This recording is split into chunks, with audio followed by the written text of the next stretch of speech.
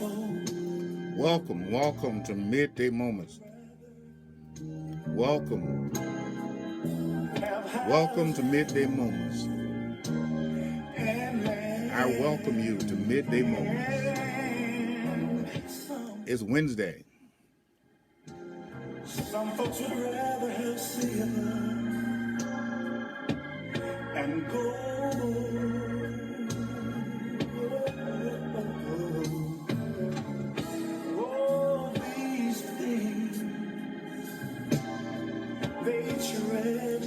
Welcome to Midday Moments.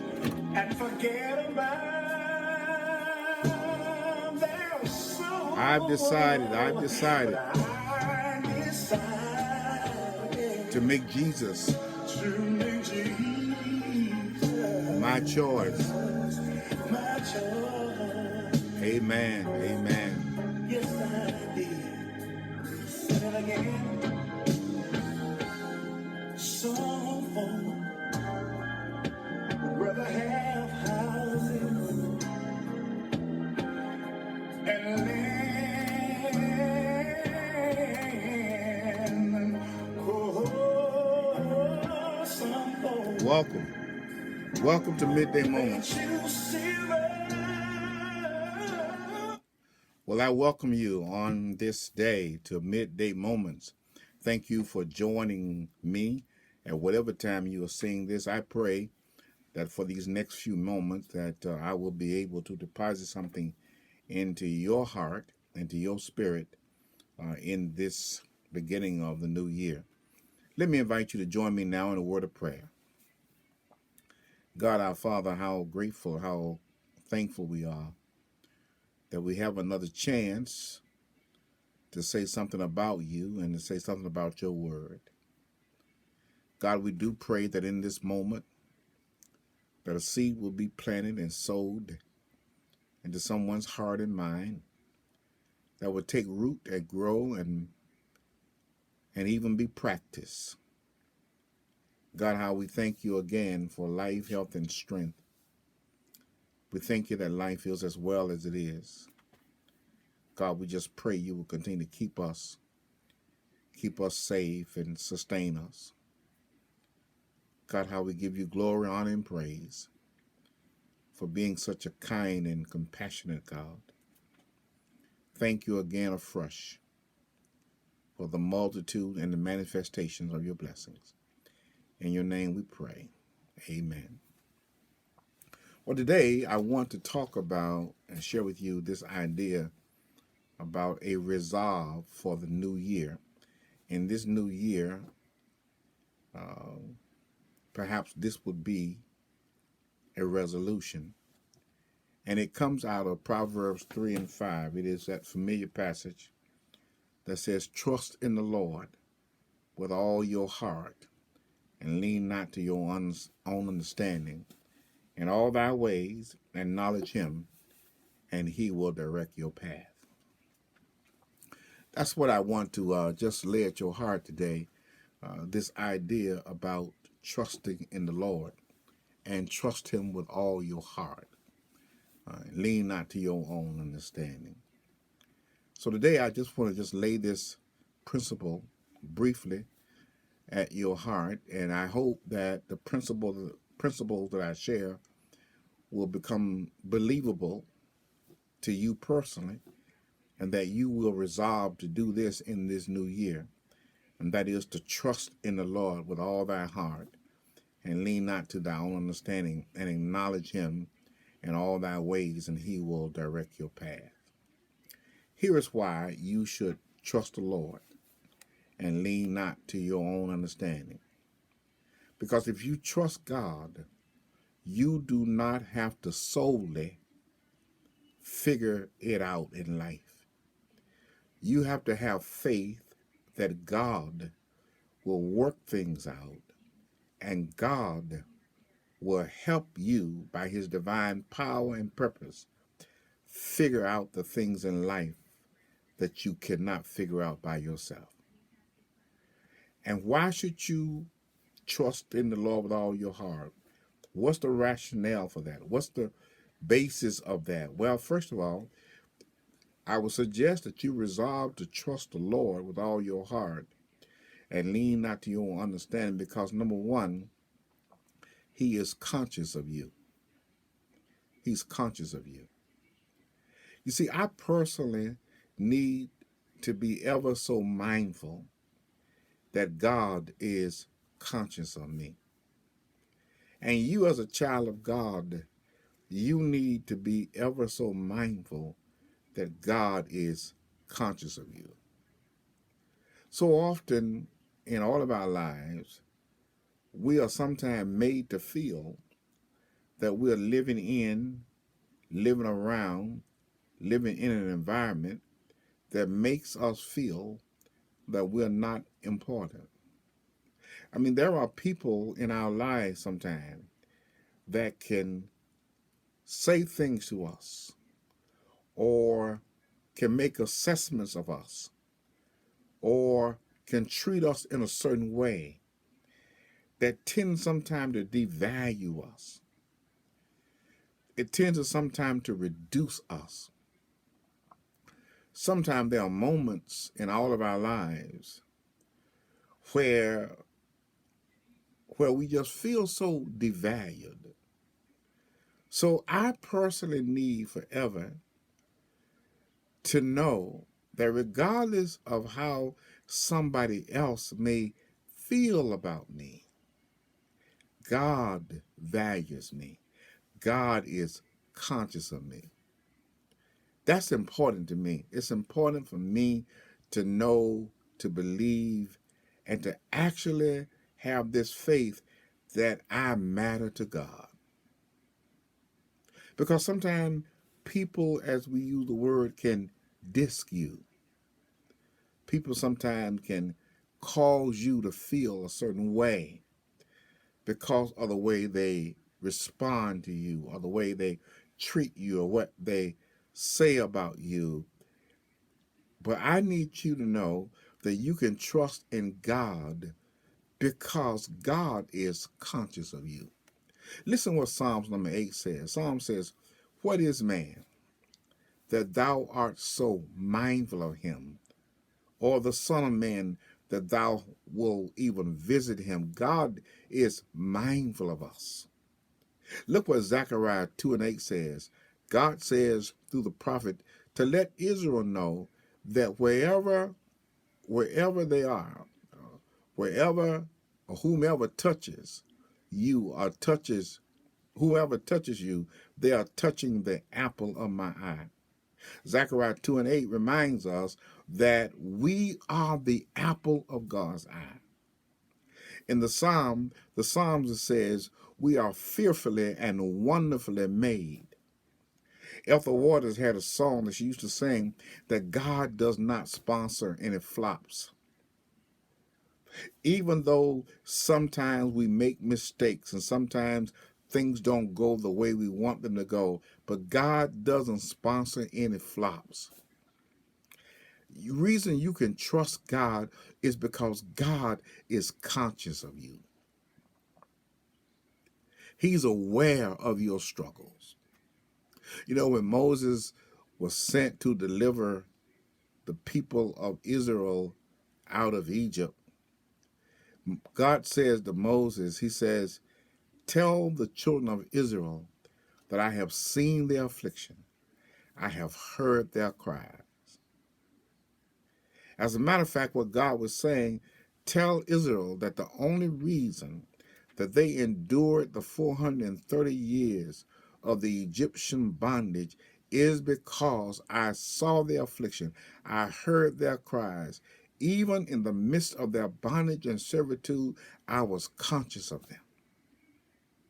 I knew when the Pharaohs took away the ability for you to gather straw to make your bricks, and yet you made the same amount of bricks without the straw that they provided for you. I was conscious of you. May I say to you today that God is conscious. He is aware of your struggles. Whatever you are going through, whatever you are facing, God is not naive to that.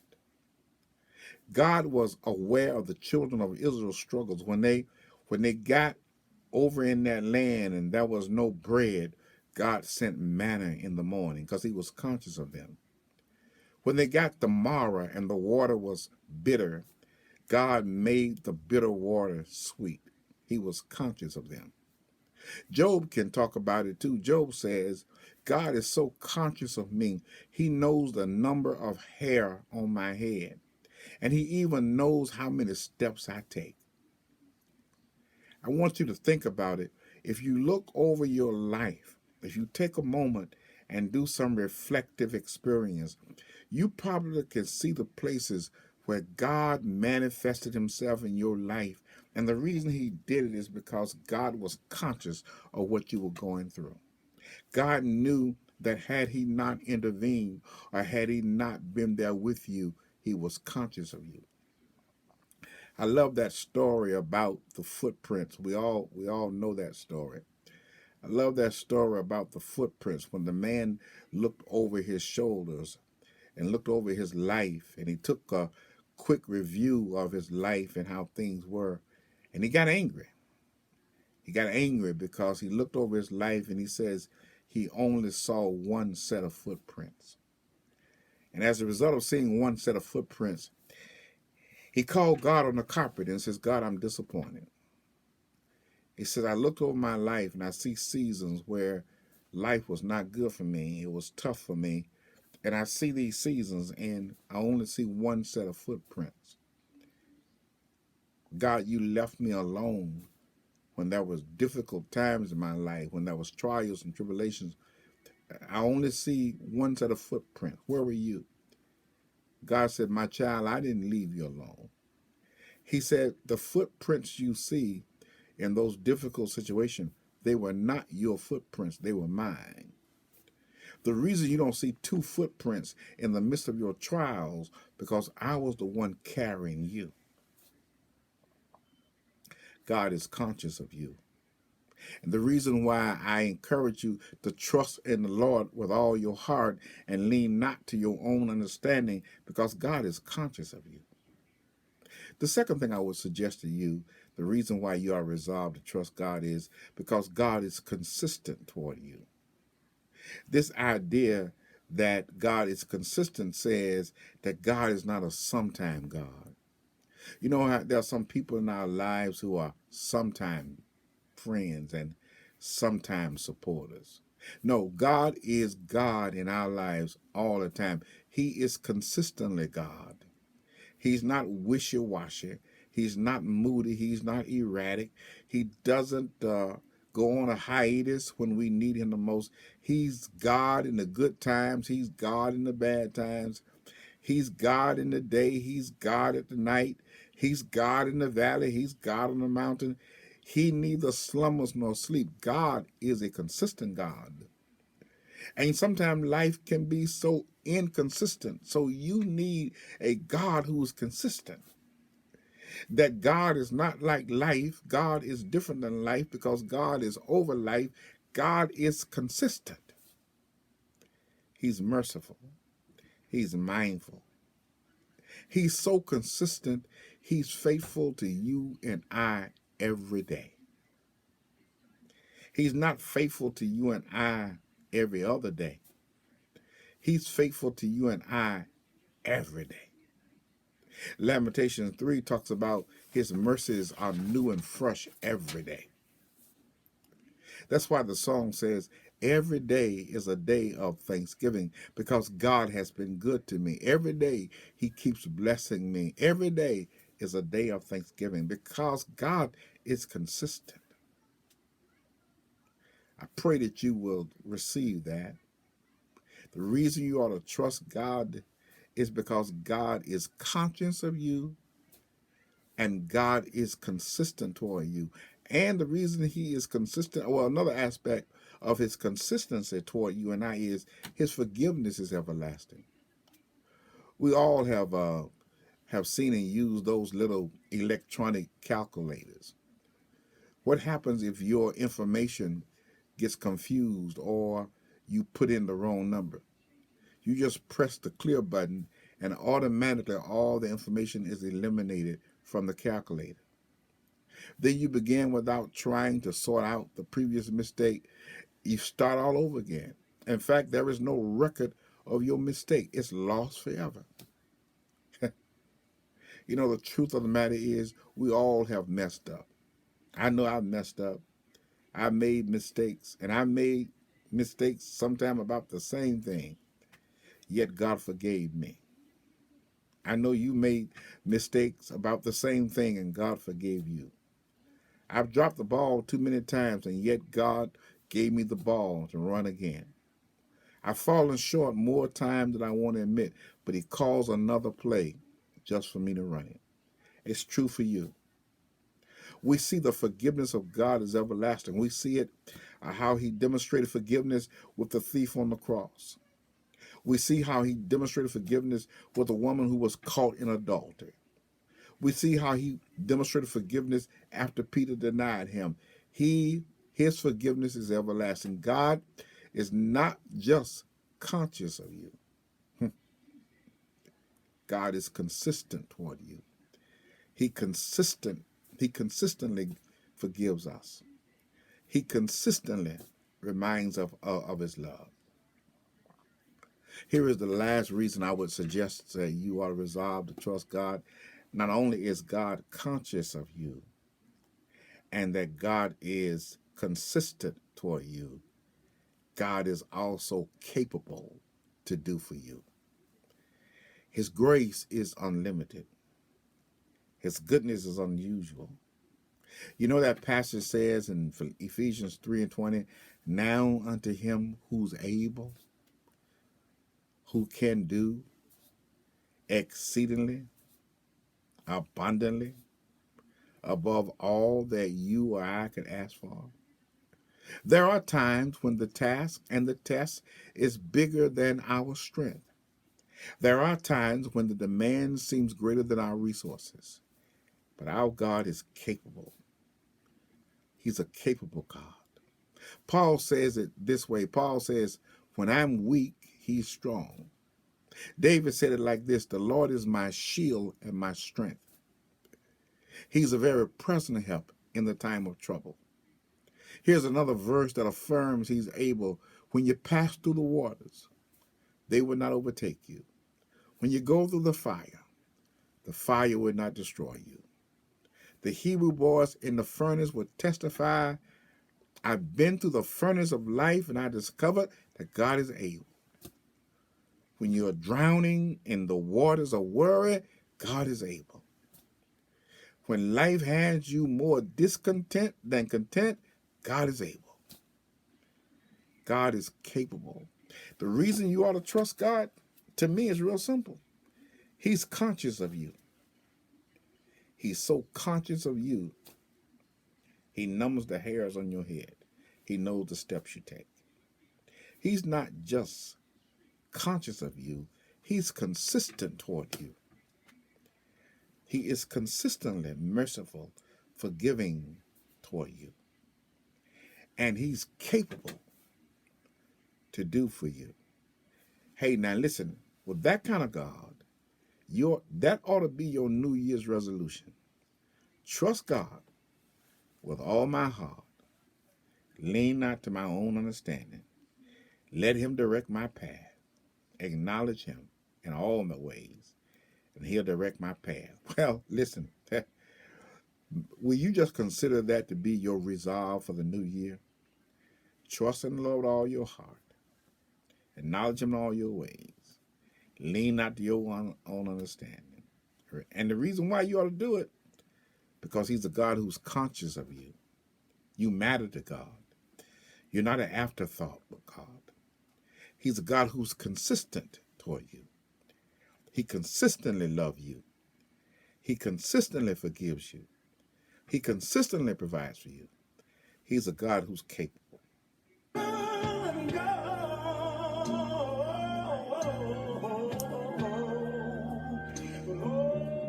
Well, I hope I have in some small way blessed you today.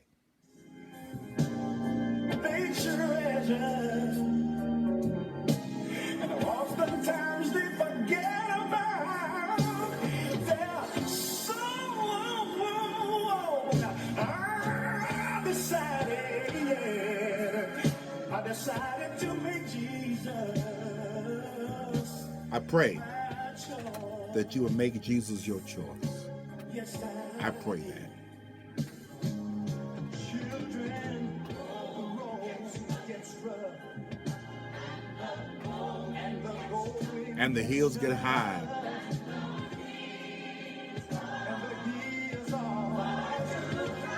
But I decided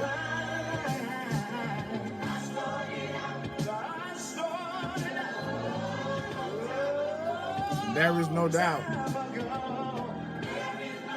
in my mind. I've decided. Well, God bless you. May God keep you is our prayer. I hope this will be your resolve for the new year. Peace and blessings be with you.